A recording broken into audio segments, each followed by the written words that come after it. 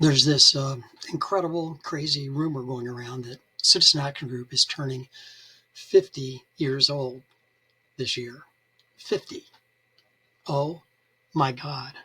Wow.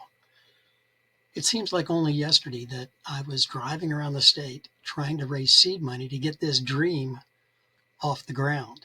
In fact, this was the proposal that we used a 7-page proposal to form a public interest advocacy group with a full-time staff.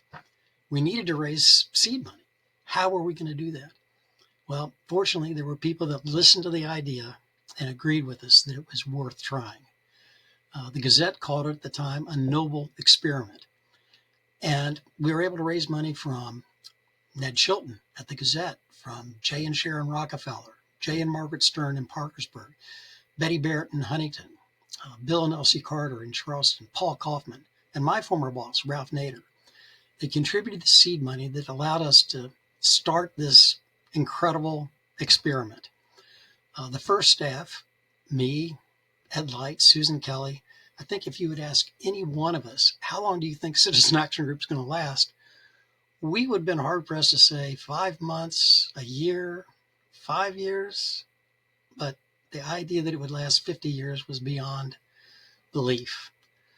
So, wow. And again, that's incredible. When I look back on my life, I think one of my proudest accomplishments was the fact that I was part of getting this organization started. But it's always been about the people. Our first board president was Sam Colvin. Other board presidents, Susan Kelly, Kate Long, Dave McMahon, Joe Buffa, Ron Shipley. There were so many. And staff, the staff that we've had.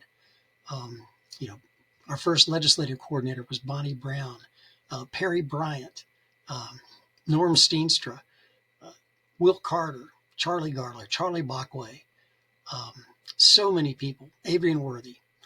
The list goes on and on, all the way to the present with Gary Zuckett and Julie Archer and many others. Through the ups and downs, it's always been about the people who were dedicated to public interest advocacy and to social change in West Virginia. And it's so encouraging to see that it's made it this long.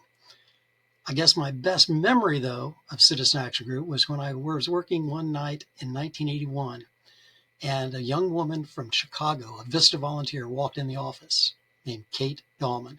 She eventually became my wife and changed me forever and for the better. So CAG has been an important part of my life, and I say, here's to the future. CAG, you've done it all.